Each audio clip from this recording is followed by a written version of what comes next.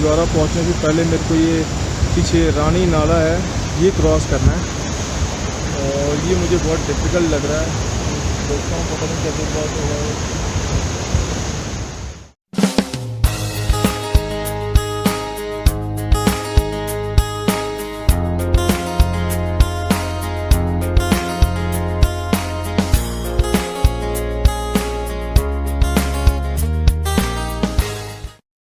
Hello friends, I hope कि आप सब लोग बहुत अच्छे हैं।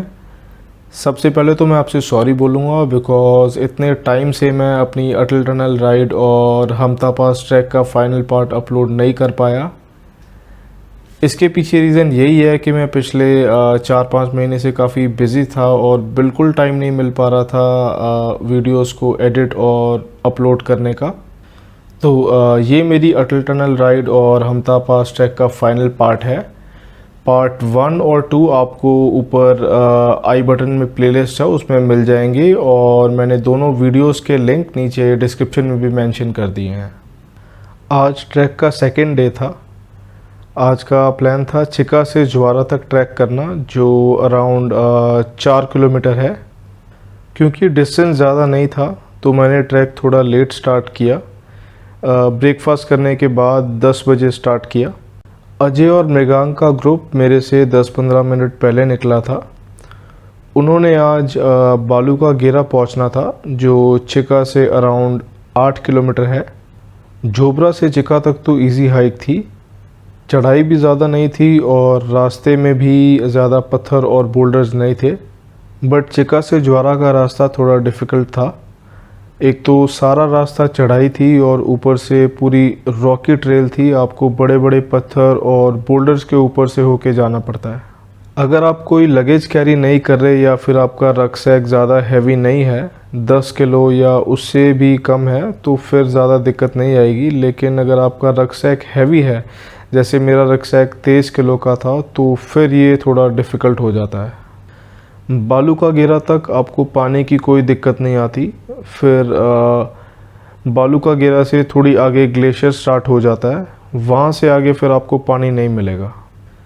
डे 2 का ट्रैक डे 1 से ज़्यादा ब्यूटीफुल था। जैसे जैसे आप ऊपर जाते हो ट्रैक और ब्यूटीफुल होता जाता है।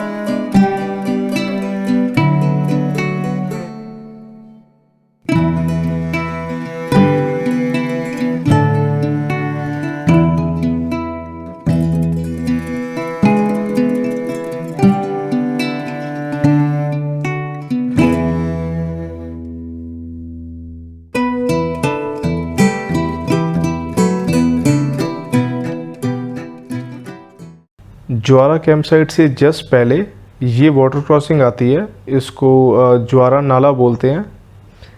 ये पूरे ट्रैक का सबसे डेंजरस पार्ट था और मुझे इसको 2 बार ही झेलना पड़ा। नी डीप पानी था और वाटर करंट बहुत तेज़ था। जो लोग ग्रुप्स में जाते हैं वो तो एक ह्यूमन चेन बना लेते हैं इसको पार करने के लिए, बट मैं अकेला था तो इसलिए मेरे लिए बहुत डिफ़िकल्ट था। तो ज्वारा के पास मैं आ गया हूँ और ज्वारा पहुँचने से पहले मेरे को ये पीछे रानी नाला है ये क्रॉस करना है और ये मुझे बहुत डिफ़िकल्ट लग रहा है। देखता हूँ पता नहीं कैसे क्रॉस होगा। मैं इसको क्रॉस करने के लिए थोड़ा कम डेंजरस रास्ता देख रहा था। कुछ देर देखने के बाद मैंने इस जगह से क्रॉस करने का डिसाइड किया।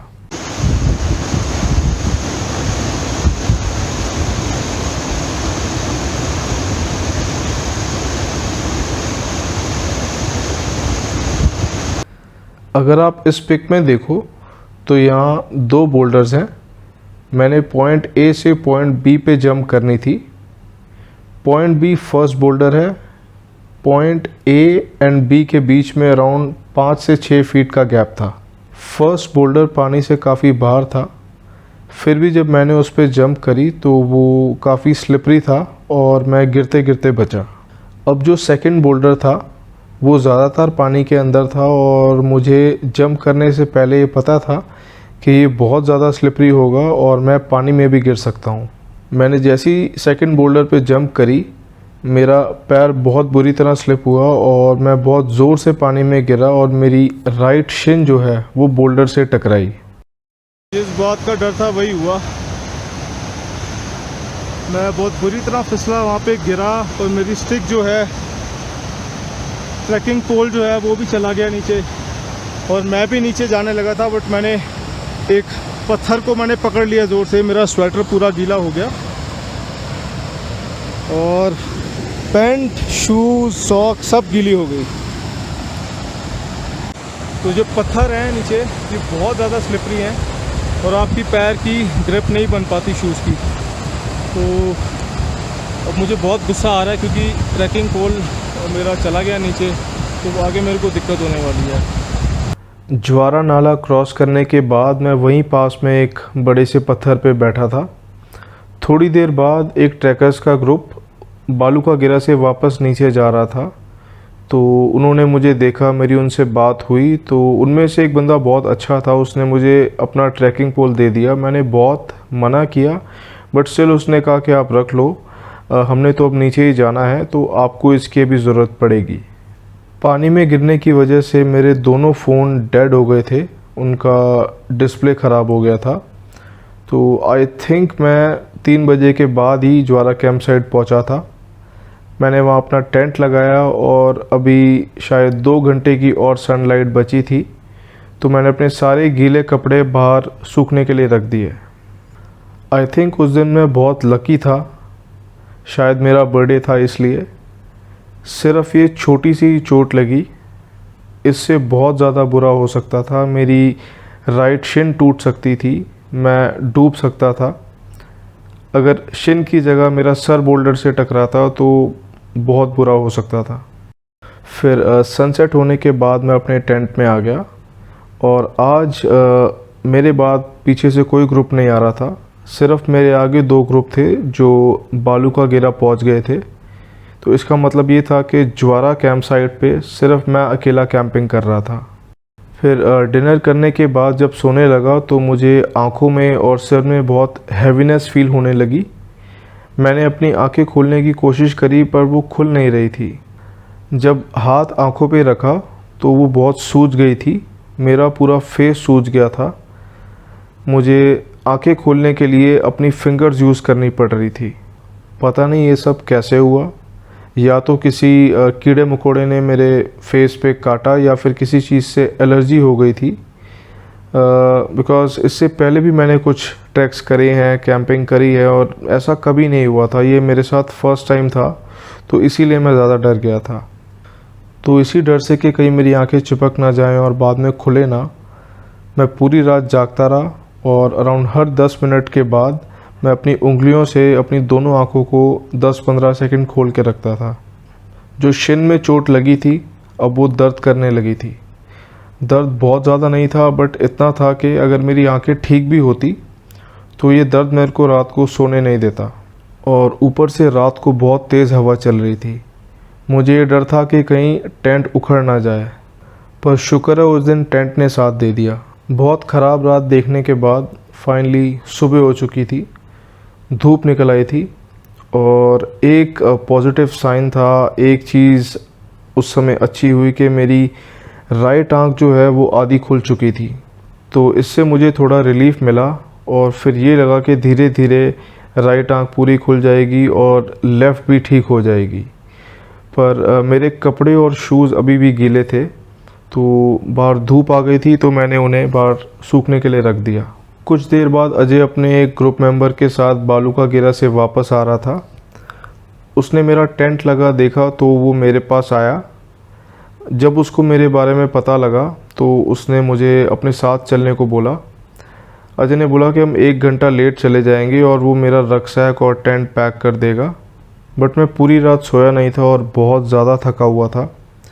बस थोड़ी देर, सिर्फ 2-3 घंटे सोना चाहता था। अजय ने बहुत कहा साथ चलने के लिए, बट मुझे पता था कि बिना सोए मैं ट्रैक नहीं कर पाऊँगा। अजय बहुत बढ़िया बंदा है। मैंने उसको बोला था कि मैं मनाली पहुंच के उसको कॉल करूंगा, पर नहीं कर पाया। अजय भाई, अगर आप तक कभी मेरा ये वीडियो पहुंचे तो मैं आपको बताना चाहता हूं कि जिस फ़ोन में मैंने आपका नंबर सेव करा था वो रिपेयर नहीं हो पाया और उसमें मेरे और भी कुछ कॉन्टैक्ट्स थे जो रिकवर नहीं हो पाए। और मुझे इस बात का बहुत दुख है कि उस दिन के बाद हमारी कोई बात नहीं हो पाई। बट आई एम श्योर कि किसी ना किसी दिन हम किसी ट्रैक पे ज़रूर मिलेंगे और आई होप कि जल्दी मिलेंगे। फिर अजय के जाने के बाद मैं थोड़ी देर सो गया था। आई डोंट नो मैं कितने घंटे सोया, कितनी देर सोया, बट उठने के बाद मैं बेटर फील कर रहा था। आई थिंक 1:30 या 2 बजे का टाइम होगा जब मैंने ज्वारा से वापस चलना शुरू करा। अजय ने बताया था कि बालूकागिरा से थोड़ी आगे काफ़ी स्नो है और उसके आगे जाना पॉसिबल नहीं है। मेरा वापस आने का तो बिल्कुल मन नहीं था। मेरा मन था कि एटलीस्ट बालूकागिरा तक तो जाऊं, बट उस समय मेरे को अपनी आंखों की बहुत ज़्यादा टेंशन थी। सिर्फ राइट आंख ही आधी खुली थी, तो ऐसी कंडीशन में वैसे भी आगे जाना ठीक नहीं था। तो फिर यही सोचा कि चलो फ्यूचर में फिर से ट्राई करेंगे। अब वापस जाती बारी फिर से ज्वारा नाला को क्रॉस करना था। एक बार तो झेल चुका था और पता लग गया था कि बोल्डर्स के ऊपर से जाना कितना रिस्की है। इस बार मैंने ऐसी जगह से क्रॉस करने का सोचा जहां बोल्डर्स ना हो और वो जगह काफ़ी वाइड हो। मैंने इस जगह से क्रॉस करने का सोचा।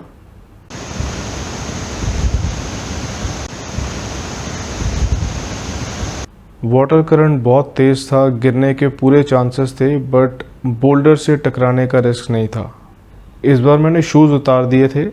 ये सोचा था कि अगर नहीं गिरा तो शूज़ बच जाएंगे, गीले नहीं होंगे, बट कोई फ़ायदा नहीं हुआ।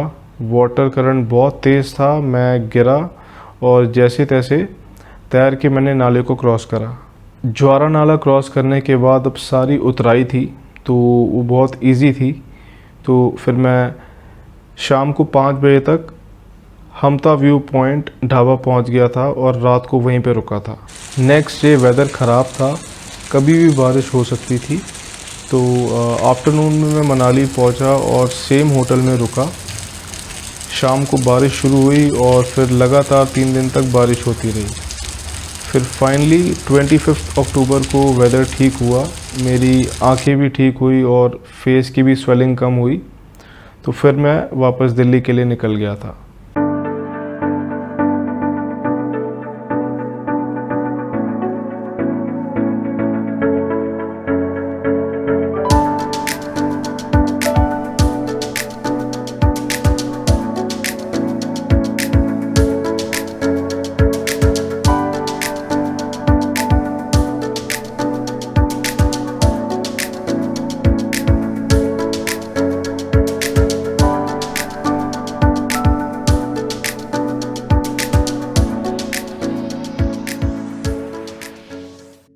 ये मेरी अटल टनल राइड और हमता पास ट्रैक का फाइनल पार्ट था। अगर आपको मेरी इस ट्रिप के वीडियोस अच्छे लगे तो प्लीज़ वीडियोस को लाइक करो, उन पे कमेंट करो, चैनल को सब्सक्राइब करो और बेल आइकन ज़रूर दबा देना। नेक्स्ट वीडियो मैं अपनी अप्रैल 2014 की चितकुल राइड पे बनाऊंगा। उस टाइम पे चितकुल विलेज पूरा स्नो से ढका हुआ था। तो मिलते हैं आपसे नेक्स्ट वीडियो में। Take care, bye bye.